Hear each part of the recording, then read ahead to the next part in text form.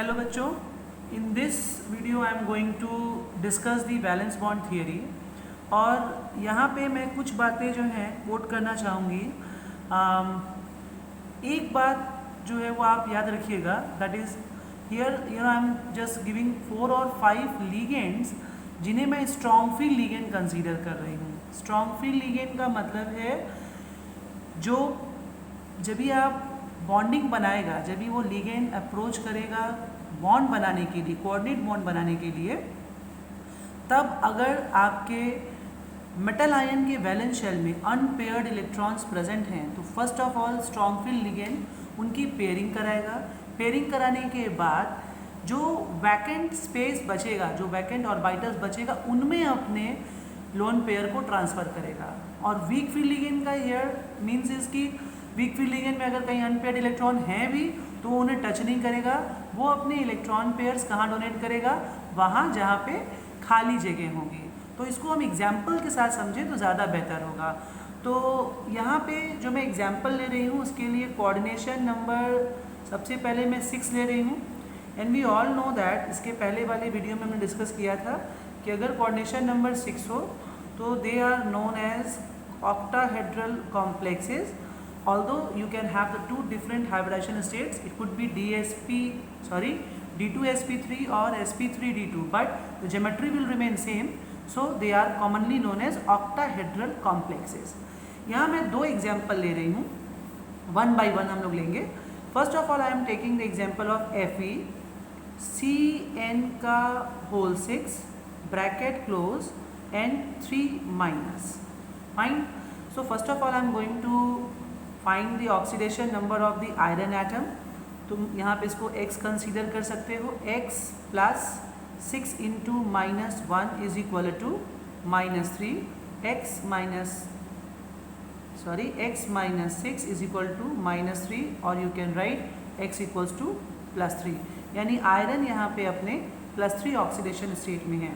As we all know that iron का atomic number is 26 and in the neutral state iron का जो electronic configuration है it is 3d6 4s2। Fine, it is 3d6 4s2। और अगर आप यहाँ से 3 इलेक्ट्रॉन निकाल लेंगे प्लस 3 की स्टेट की अगर हम बात करेंगे तो it will become argon 3d5 4s0। इतना समझ में आ गया होगा ना। अभी हम आयरन के लिए यहाँ पे ब्लॉक प्रेजेंटेशन, आयरन प्लस 3 के लिए हम ब्लॉक प्रेजेंटेशन करेंगे। सबसे पहले 3D बनाएंगे,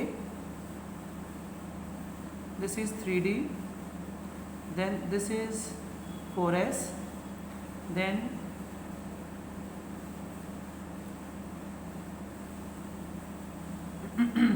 थ्री डी में there are how many electrons, it is 1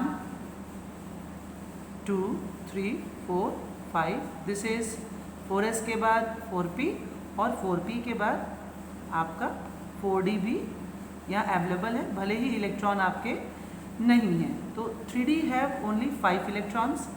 अब एक चीज़ जो मैंने इसकी सबसे पहले बताई थी कि ligands can be classified as strong field ligand, SFL मैं लिख रही हूँ शॉर्ट में, और वीक फील्ड लिगेंड यानी WFL। ठीक।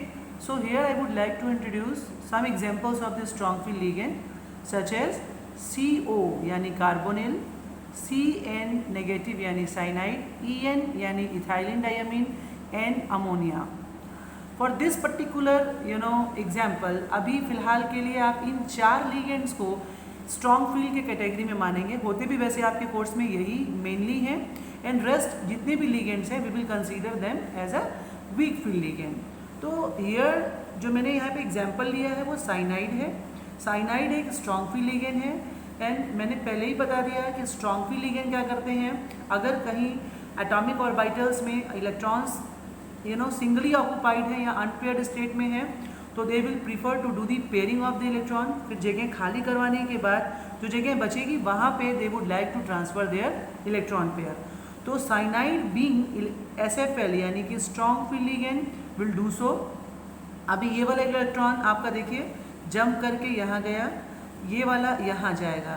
सो अगर आप ऐसा करेंगे, ऐसा दिखाएंगे, सॉरी करेंगे नहीं, ऐसा हो चुका है, तो यहाँ 2 हो गया, यहाँ 2 हो गया और यहाँ 1, 5 इलेक्ट्रॉन आपके हो गए। ये D5 का केस है कब, जब साइनाइड को अपने इलेक्ट्रॉन को ट्रांसफ़र करना है। कहाँ ट्रांसफ़र करना है, in the vacant orbitals of the Fe3+ ion.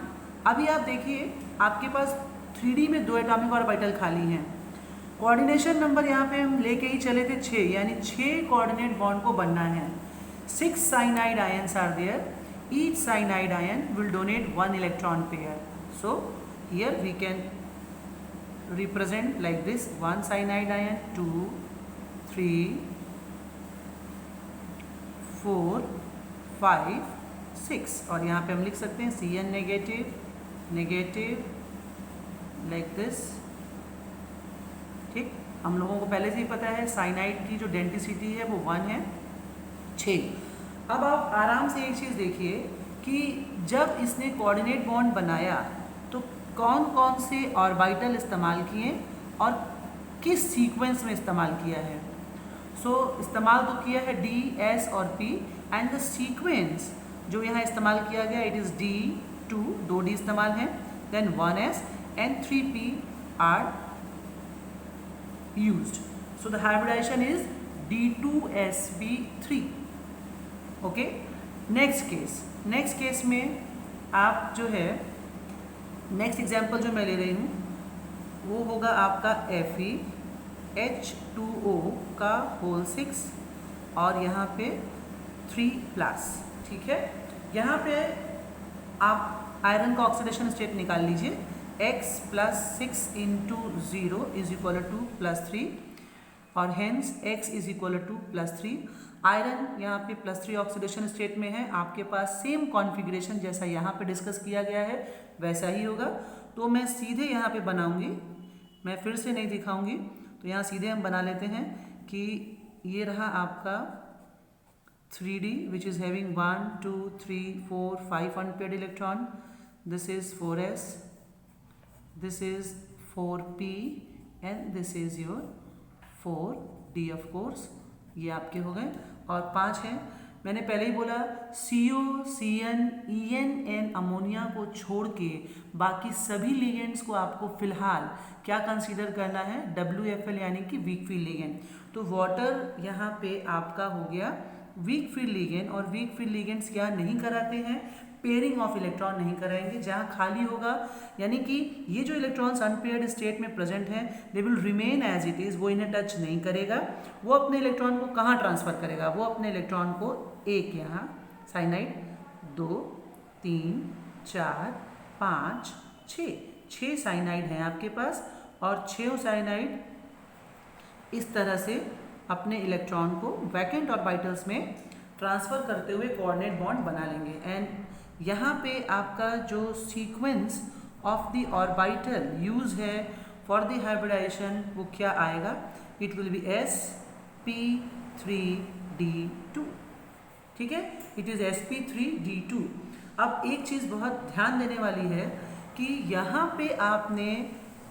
पे यूज़ ऑफ 3D हुआ है, यानी अंदर वाले d ऑर्बिटल का यूज़ किया गया है। That's why this complex is also known as inner orbital complex. ठीक है, और यहाँ पे 3D का इस्तेमाल नहीं हुआ है, यहाँ पे ये 3D यूज़ नहीं हुआ है, ये 4D का इस्तेमाल हुआ है। That's Y use of here the 4D takes place, that's why this complex is known as outer orbital complex। दोनों की जो ज्योमेट्री है यहाँ पे भी ये ऑक्टाहेड्रल होगा, ये हम पहले भी बता चुके हैं। Here it is also octahedral. ठीक है, अगर आपको मैग्नेटिक मोमेंट की बात की जाए कि दोनों का मैग्नेटिक मोमेंट बताइए या आपको मैग्नेटिक कैरेक्टर की बात की जाए तो you can see here there is 1 unpaired electron and here the 5 unpaired electrons are present. So both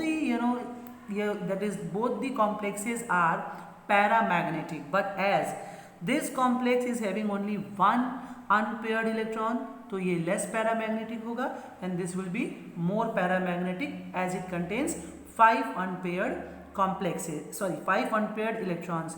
और यहाँ पे एक और टर्म आता है मैग्नेटिक प्रॉपर्टी से रिलेटेड कि दोनों पैरामैग्नेटिक हैं। ठीक है।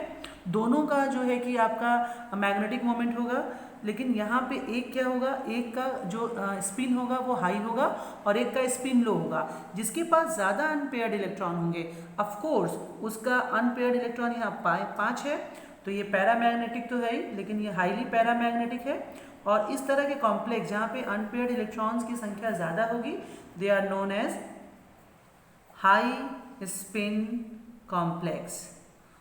ये भी पैरामैग्नेटिक है, बट चूंकि only one unpaired electron is there, that's why this is known as low spin complex. Thank you. Next video में हम लोग कोऑर्डिनेशन नंबर 4 डिस्कस करेंगे।